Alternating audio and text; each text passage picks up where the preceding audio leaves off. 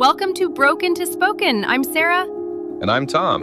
What if I told you that in just 15 minutes you could train your brain to think in English instead of translating from your native language? Meeting before we start today's English brain workout. Smash that subscribe button right now.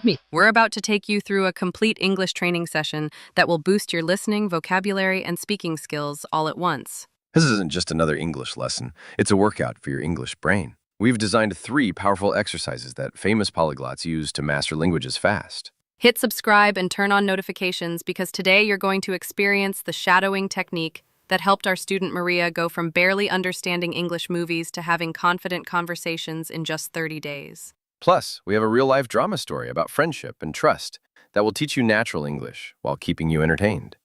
You ready for this brain workout? Tom, before we jump into our story, let's explain what makes today's episode special. Absolutely! We're using something called a triple learning method. Listening, vocabulary building, and shadowing practice, all in one session. Think of it like going to the gym, but for your English brain.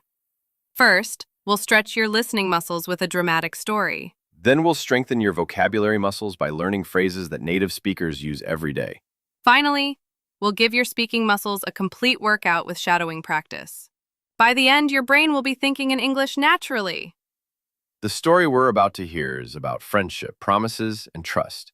It uses the English phrase, actions speak louder than words. Do you know what that means? Don't worry if you don't. By the end of today's workout, you'll not only understand this phrase perfectly, but you'll be able to use it in your own conversations. And here's the secret. We're going to tell this story 3 different ways. First, you just listen. Then we break it down. Finally, you speak along with us. This technique tricks your brain into learning English the same way babies learn their first language, through repetition and practice. All right, are you ready for part 1?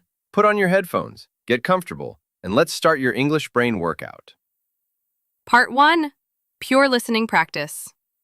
I want you to close your eyes and just listen. Don't worry about understanding every word. Focus on the emotions and the story. You're about to hear a conversation between Emma and Lisa. They're talking about their friend Jake, who has disappointed them. Listen for the feeling in their voices.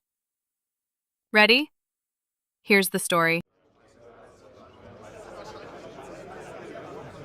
Lisa, I'm so confused about Jake. He texted me this morning saying he's sorry about missing my birthday party. Oh, Emma. He said sorry? What exactly did he say? He wrote a long message about how sorry he feels and how much our friendship means to him. But didn't he say the same thing when he missed your graduation? Yes. And when he forgot to help me move apartments. And when he canceled our vacation plans last minute. Emma, I know this is hard to hear, but I think Jake is a person who's good with words, but not with actions. What do you mean? Well, my grandmother always said, actions speak louder than words. It means what someone does is more important than what they say. So you think his apologies don't mean anything? I think Jake probably means his apologies when he says them, but if he really cared about not hurting you, wouldn't he change his behavior?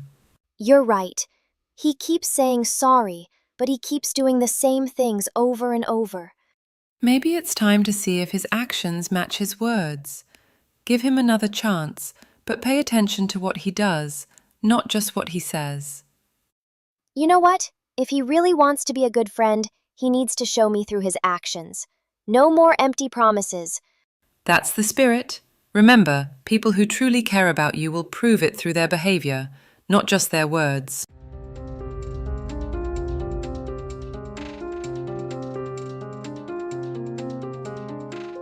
Wow, that was heavy, but so real. How did that make you feel? Could you understand the main problem even if you didn't catch every word? That's exactly how native speakers learn to understand conversations, through context and emotion, not just individual words. Emma is frustrated because Jake keeps apologizing but never changes his behavior. Lisa is being a wise friend by introducing that powerful phrase, actions speak louder than words. Now let's bring in our pronunciation expert, Carlos, who helps students understand natural English rhythms. Carlos, what did you notice about this conversation? Hi, Sarah and Tom. What I love about this conversation is how emotional it sounds. The speakers weren't just saying words, they were feeling the words. Carlos, that's so important. Can you explain what you mean? Sure, when Emma says yes in frustration, her voice goes up high and gets louder. When Lisa says actions speak louder than words, her voice is calm and wise. The emotion helps us understand the meaning. That's brilliant. So listeners shouldn't just focus on the words. Atheists, 7 listen to how the words are said. Exactly. Emotion is like music in English. It tells you what the speaker really means. Now for part 2, vocabulary deep dive. We're going to explore the key phrases from our story and show you how to use them in your own life. Let's start with today's main phrase. Actions speak louder than words. Carlos, can you break this down for us? This phrase has a beautiful rhythm. Actions speak louder than words.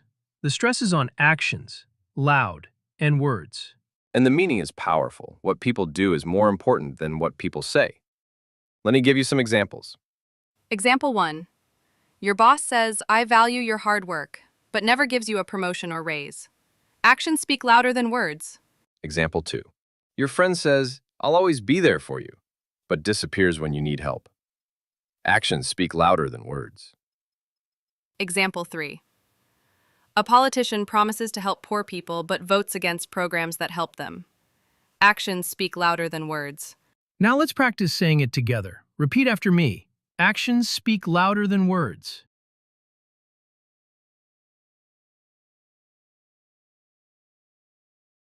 Perfect.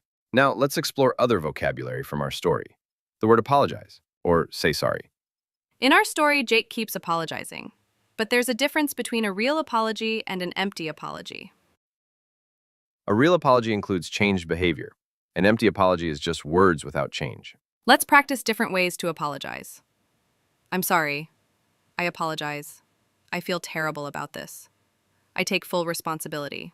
But remember, in English culture, people judge apologies by the actions that follow, not just the words. Another key phrase from our story, give someone another chance. This means to trust someone again after they've disappointed you. Example, I'm going to give Jake another chance, but this is the last time. Pay attention to is also important. It means to watch carefully or focus on something. Example, pay attention to what he does, not what he says. Let's practice the rhythm of these phrases. Give someone another chance. Pay attention to. Now here's a fun challenge. I'm going to give you a situation and you use today's vocabulary to respond. Situation, your classmate always says they'll help you study, but they never show up. What would you say using today's phrases? Listeners, pause and think about your answer. Use actions speak louder than words and pay attention to.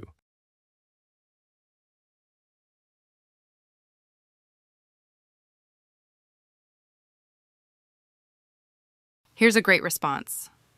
I'm tired of empty promises. Actions speak louder than words, so I'm going to pay attention to what you do, not what you say. Beautiful. You've used all our key vocabulary naturally. Now for the most important part. Shadowing power workout. This is where your brain learns to think in English. Carlos, explain shadowing to our listeners who might be new to this technique. Shadowing is like being someone's echo. You listen to a sentence, then immediately repeat it with the same rhythm, emotion, and pronunciation. It's like singing along to your favorite song, but with English conversation. Your brain stops translating and starts thinking in English. We're going to replay parts of our story, but this time, you'll speak along with us. Don't worry about being perfect. Focus on copying the rhythm and emotion. Ready? Let's start with Emma's frustrated lines. Listen, then repeat. Lisa, I'm so confused about Jake. Great! Now copy Lisa's understanding tone. Oh, Emma, he said sorry? Excellent! Notice how Lisa's voice goes up at the end because she's asking a question. Copy that rising tone. Now let's practice the key phrase with emotion.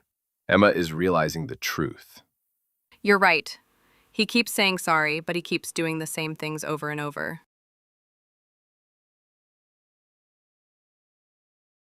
Beautiful!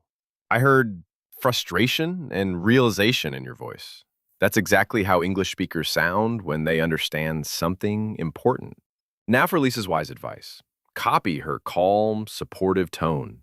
People who truly care about you will prove it through their behavior, not just their words. Incredible work today! You've completed a full English brain workout, listening practice, vocabulary building, and shadowing exercises. Carlos, what should our listeners do now to maximize their learning? Repeat this episode at least 3 times this week. Each time, your brain will understand more, and your pronunciation will improve. If this English brain workout helped you feel more confident about understanding and speaking English, we need you to take action right now. First, smash that like button. It helps other English learners discover these brain training techniques. Second, subscribe and hit the notification bell. Next week, we're doing another English brain workout with the phrase, "Don't judge a book by its cover," and it's going to be amazing. Third, comment below and tell us, can you think of a time when someone's actions didn't match their words? Practice using our phrase, "Actions speak louder than words," in your comment. And remember, shadowing works best when you practice a little bit every day. Even 5 minutes of shadowing daily will transform your English speaking. Remember, your English brain gets stronger every time you practice. You're not just learning words, you're training your brain to think in English. Keep shadowing, keep practicing, and most importantly, let your actions in learning English speak louder than your words about wanting to improve. Until next time, keep training that English brain.